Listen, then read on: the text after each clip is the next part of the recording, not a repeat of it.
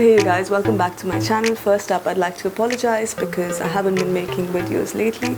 Please excuse my voice because I've been down with the flu. But today I want to talk about something that is extremely interesting and I've been researching for a while now, and that is the body's pH balance. But what does the pH balance have to do with being on keto? Well, if you're a woman and you're on the ketogenic journey, like me, and are interested in my research, then please stay tuned to find out how you can actually help your body maintain a healthy acid-alkaline balance and also, of course, ease your hormones in the process. So stay tuned to find out.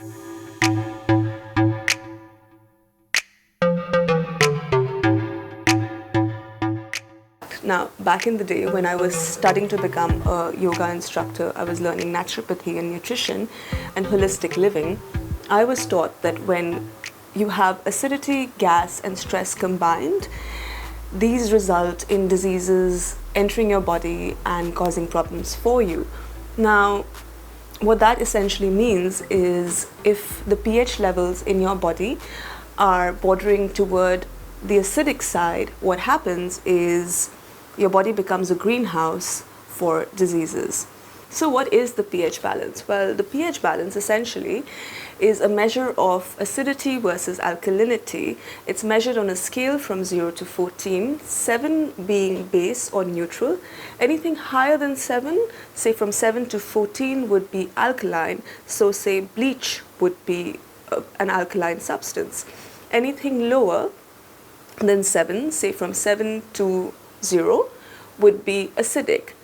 And all of us, we love our coffee, and coffee conveniently sits at a 5.35, which makes it a highly acidic drink.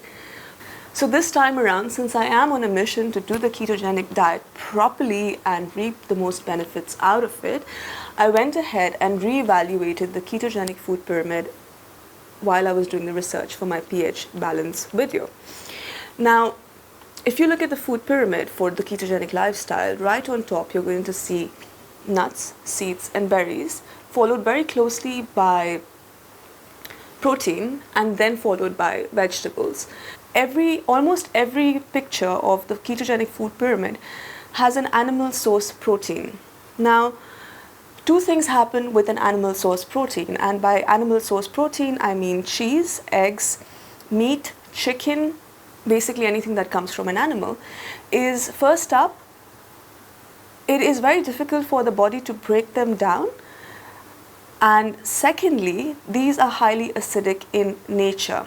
So when you are doing a dirty keto, which basically means you're having, say, a steak for lunch, a steak for dinner, and you're having eggs for breakfast with bacon or turkey strips or whatever, you are basically ingesting a lot of acidity in your body. And if you're not balancing that out with enough vegetables and salads and bone broth and other alkalizing food, then there is a tendency for your body to actually become more acidic, and the results of this or the complications of consuming food like this may not actually instantly show up, because you'd be like, hey, I'm losing weight, I feel great. Let's talk about the lungs very quickly, and why is stress management so important in maintaining a healthy pH. Now, the lungs, what they do is they create carbon dioxide and we exhale them. That is another form of the body eliminating the toxins from our body. What happens is when you are under a lot of stress, there's something called the stress response, where you are in a state of essentially fight or flight. And because that is about survival, even if you have consumed, say, a burrito bowl or the healthiest salad on the planet, your body will not digest it the way it's supposed to. Instead, your body is going to start sending blood to the organs which are necessary at that point in time for you to either fight or take flight. So even if you're consuming the healthiest diet on the planet, but you are in a state of constant stress, I'm really sorry to burst your bubble, but that is not really doing you any good. You are literally excreting all of that. How do we fix that? Well, the obvious way, of course, is management of stress and meditation. Now, that is a lot of content for another video, and I would love to talk about meditation and how to go about it and how to do it properly and how to be in a Zen state that nothing that's happening around you can actually make a difference to the core, to the inner you, but that's for another time. Let's just have a quick look now at the top 11 things that I think are absolutely necessary that you should be consuming in any case if you are on a ketogenic diet, but more so if you're trying to help your body maintain a balanced pH level. So let's just get straight down into it. First up, it shouldn't come as a surprise, we have green tea. Green tea is highly alkalizing. What that basically means is on the pH scale, it sits at a convenient 7.8, making it alkaline. What it also does for the body is it detoxes it and also helps with the inflammation. Second, let's talk about something that is my personal favorite, which is basically wheatgrass. The pH score of wheatgrass is 7.4, which makes it alkaline again. What it also does is that it protects the liver from toxins and is loaded with essential vitamins and minerals. It also helps boost our energy, maintain a stable weight loss regimen, stabilizes the blood sugar, and of course fights cancer cells. Now I swear by it, I love it, I add it to my smoothies, and if I don't have the time to make the smoothie, however unbelievable that might be, I just mix it with a little bit of warm water and consume it. Next up, we have celery. The pH score of celery is 7.4.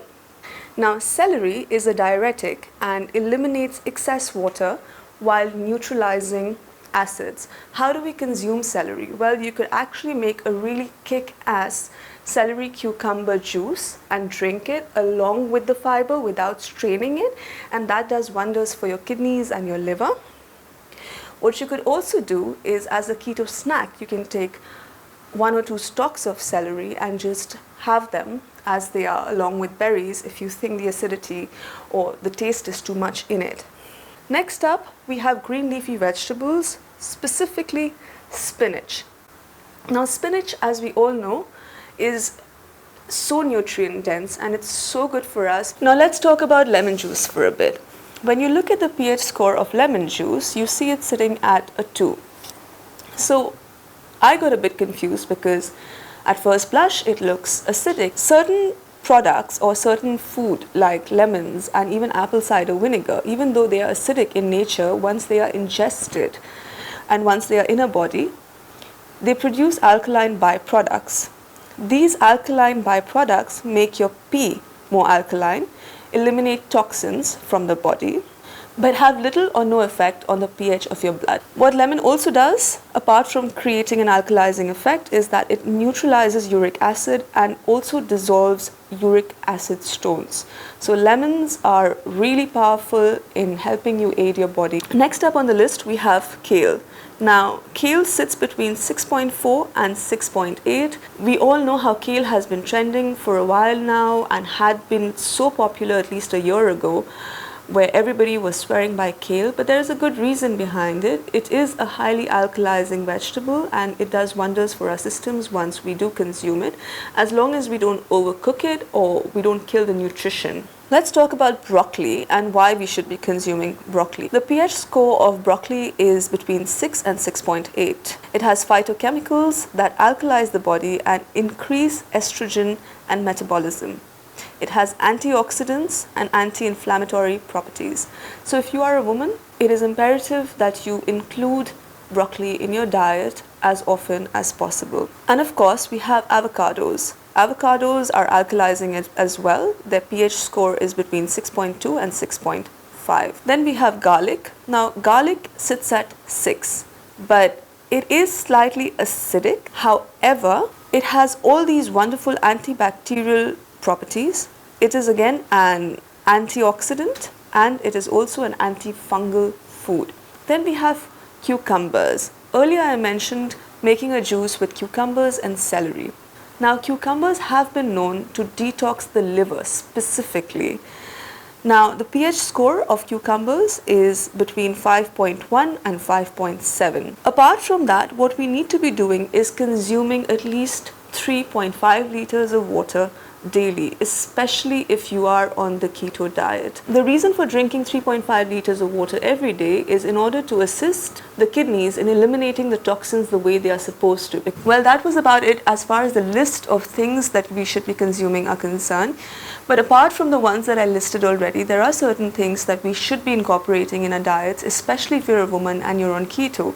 For example, Greek yogurt. Of course, there are exceptions, because if you are dairy intolerant, then obviously you cannot be consuming Greek yogurt. But in small quantities every single day, especially for the health of the reproductive organs, it is imperative that we incorporate Greek yogurt into our bodies and we don't face issues later on. Also, another thing I'd really like to mention is, since we are relying so heavily on animal source proteins, if a couple of days during the week you can shift to a plant-based protein source, what that does is it doesn't put as much stress on your organs, and the protein content is also quite high in the vegetable sources. For example, broccoli has a lot of protein. Asparagus has quite a bit of protein.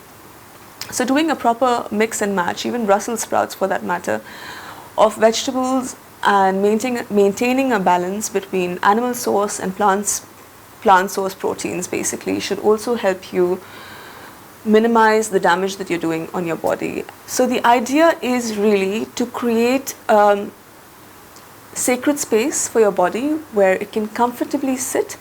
It isn't being nuked by acids all the time, and it isn't too alkaline either. So having a balanced diet, which includes, well, salads at least once a day, juices at least once a day, and of course you have lemon water and apple cider vinegar water, and cutting back on the animal source protein. I think that, mixed with a bit of the Greek yogurt that I mentioned, as a woman should help you sustain your state of ketosis and ease into it and be comfortable in your own skin as far as your health is concerned.